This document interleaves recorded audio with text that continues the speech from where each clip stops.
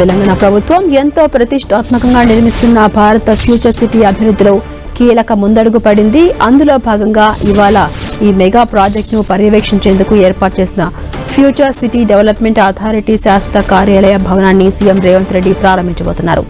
రంగారెడ్డి జిల్లా కందుకూరు మండలం మీర్ఖాన్పేటలో ఈ ఆఫీసును ఏర్పాటు చేశారు. సీఎం రేవంత్ రెడ్డి స్వయంగా ఈ ఆఫీసు భవనాన్ని ప్రారంభించి అక్కడి నుంచే ఫ్యూచర్ సిటీ పనుల వేగాన్ని పరుగులు పెట్టించేలా అథారిటీ కార్యకలాపాలను ప్రారంభించబోతున్నారు.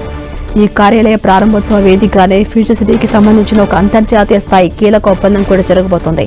దాదాపు 765 చదరపు కిలోమీటర్ల మేర విస్తరించి ఉన్న ఈ సరికొత్త నగరానికి సంబంధించి వరల్డ్ క్లాస్ మాస్టర్ ప్లాన్ ను రూపొందించే బాధ్యతను సింగపూర్ కు చెందిన ప్రముఖ ఆర్కిటెక్చర్ సంస్థ DP ఆర్కిటెక్ట్స్ కు ప్రభుత్వం అప్పగించింది.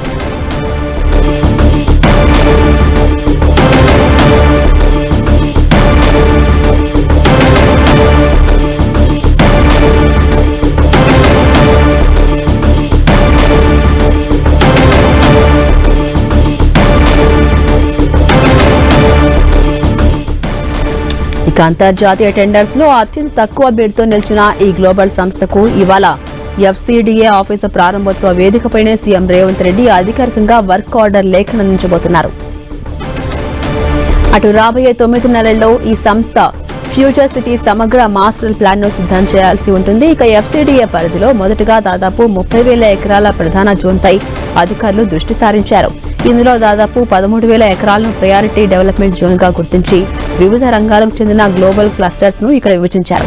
నేడు ప్రారంభం కాబోయే కొత్త ఆఫీసు కేంద్రంగానే వీటికి సంబంధించిన పనులు సాగబోతున్నాయి.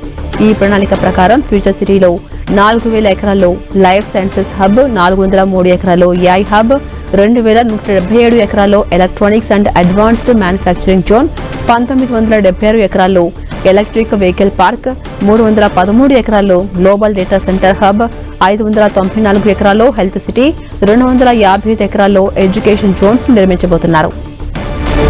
అంతేకాకుండా ఈ ఫ్యూచర్ సిటీని పర్యావరణ రహితంగా భారతదేశంలోనే మొట్టమొదటి నెట్ జీరో స్మార్ట్ సిటీగా తీర్చిదిద్దబోతోంది ప్రభుత్వం. ప్రముఖ ఫార్మా కంపెనీలు ఇక్కడ కాలుష్యం లేని అత్యాధునిక R&D కేంద్రాలను ఏర్పాటు చేయబోతున్నాయి.